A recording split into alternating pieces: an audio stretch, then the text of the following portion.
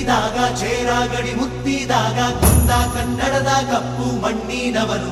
ಎಚ್.ವಿ. ವೆಂಕಟೇಶ್ ಬರದ ನಾಡಿಗೆ ನೀರು ತಂದ ಭಗೀರಥ. ನೀರಾವರಿ ಮೂಲಕ ರೈತರ ಬದುಕನ್ನ ಹಸನಾಗಿಸಿದ ಅನ್ನದಾತ. ನೊಂದವರ ಕಣ್ಣೀರ ಹನಿಯನ್ನ ಒರೆಸಿದ ಧೀಮಂತ ನಾಯಕ.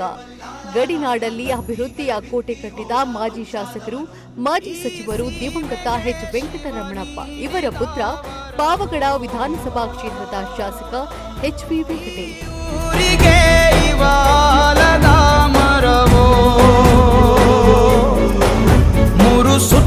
ಜಿಲ್ಲಾ ಪಂಚಾಯತ್ ಸದಸ್ಯರಾಗಿ, ಬ್ಲಾಕ್ ಕಾಂಗ್ರೆಸ್ ಅಧ್ಯಕ್ಷರಾಗಿ 16 ಸಮಾಜಮುಖಿ ಕಾರ್ಯಗಳಲ್ಲಿ ತೊಡಗಿಕೊಂಡು 2023ರಲ್ಲಿ ವಿಧಾನಸೌಧ ಪ್ರವೇಶಿಸಿ ಪಾವಗಡದಲ್ಲಿ ಜನಪ್ರಿಯ ನಾಯಕರಾಗಿ ಕೆಲಸ ಮಾಡುತ್ತಿದ್ದಾರೆ.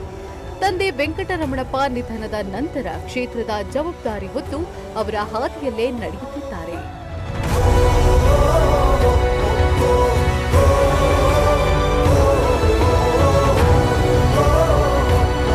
ತಂದೆ ಹೋಗಿ 15 ತಿಂಗಳಾಗಿತ್ತು ಅಷ್ಟೇ.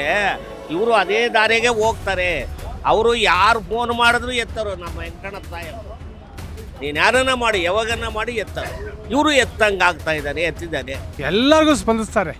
ಯಾರೇ ಹೋಗಲಿ, ಎಂಥ ಬಡವರೇ ಹೋಗಲಿ, ಸಾಹುಕಾರರೇ ಹೋಗಲಿ, ಸ್ಪಂದನೆ ಮಾಡ್ತಾರೆ. ಅಲ್ಲಿ ದೇವಸ್ಥಾನ, ಆಂಜನೇಯ ಸ್ವಾಮಿ ದೇವಸ್ಥಾನ ಅಂತ ಮಾಡಿದ್ವಿ ನಾವು. ಊರವರೆಲ್ಲ ಒಂದು 10,000 ಹಾಕ್ಕೊಂಡಿದ್ವಿ ಮನೆಗೆ.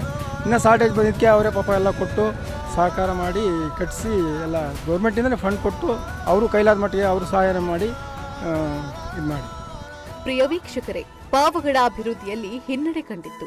ಬರದ ನಾಡು ಎನಿಸಿಕೊಂಡಿತ್ತು.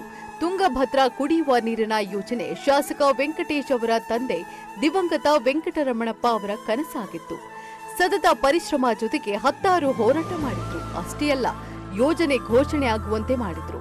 ತಂದೆಯ ಹೋರಾಟದ ಫಲವನ್ನ ಪಾವಗಡದ ಜನರಿಗೆ ತಲುಪುವಂತೆ ಮಾಡಿದ್ದು ಪುತ್ರ ಶಾಸಕ ಎಚ್.ವಿ. ವೆಂಕಟೇಶ್.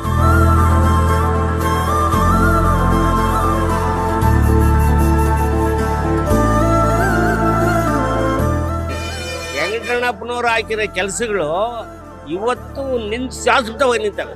ಒಂದು ಹಾಸ್ಪಿಟ್ಲ್ ಆಗಲಿ, ಒಂದು ಸ್ಕೂಲ್ ಆಗಲಿ, ಒಂದು ಕಾಲೇಜ್ ಆಗಲಿ, ಒಂದು ವಾಟರ್ ಸಪ್ಲೈ ಆಗಲಿ, ಎಲ್ಲ ಇವ್ರು ಹಾಕಿ ಕಾಂಗ್ರೆಸ್ ಸ್ಪಿರಿಟಾಗಿ ವೆಂಕಟರಮಣಪ್ಪನವ್ರು ಹಾಕಿದ್ದಾರೆ ಹೊರತು ಬೇರೆ ಅಂತ ಶಾಶ್ವತವಾದ ಕೆಲಸ ಹಾಕಿಲ್ಲ.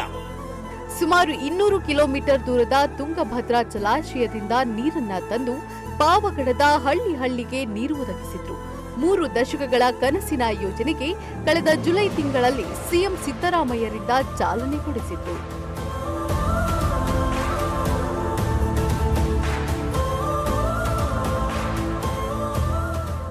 ಇದರ ಜೊತೆಗೆ ಕ್ಷೇತ್ರದಾದ್ಯಂತ ಗಂಗಾ ಕಲ್ಯಾಣ ಯೋಜನೆ ಮೂಲಕ ಬೋರ್ವೆಲ್ ಕೊರೆಸಿ ರೈತರ ಬದುಕನ್ನ ಹಸನಾಗಿಸಿದ್ರು. ಅನ್ನದಾತರ ಮುಖದಲ್ಲಿ ಮಂದಹಾಸ ಮೂಡುವಂತೆ ಮಾಡಿದ್ರು.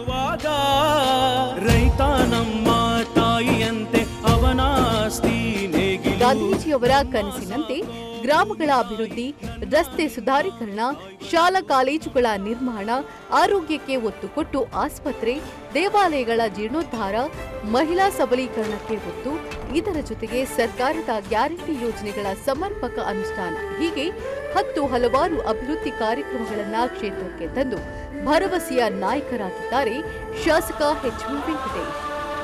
దళితులు కావచ్చు, మహిళలు కావచ్చు, మళ్ళీ నిరుద్యోగ సమస్య కావచ్చు, ఇప్పుడు ఫ్రీ గృహలక్ష్మి డబ్బులు, ప్రతి ఒక్క చదువుకి చాలా ఇంపార్టెంట్. చదువుకు వాడుకునే విద్యార్థులు ఉన్నారు, పాస్ అయ్యి మళ్ళీ చెప్పిన వాళ్ళు ఉన్నారు, మేము ఆ ಡಬ್ಬುಲ್తో చదివి మెరిట్ తెచ్చుకున్నాము అని చెప్పిన వాళ్ళు ఉన్నారు. ನಮಗೆ 2,000 ಹಾಕಿರೋದು ತರಕಾರಿ ಅದಕ್ಕೆಲ್ಲ ಉಪಯೋಗವಾಗುತ್ತೆ, ಹಾಸ್ಪಿಟ್ಲಿಗೆ ಉಪಯೋಗುತ್ತೆ.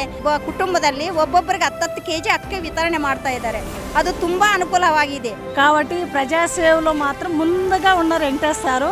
మే 29 అవతల వెంకటేశ్వర వేరు, మే 29 యువతల వెంకటేశ్వర వేరు.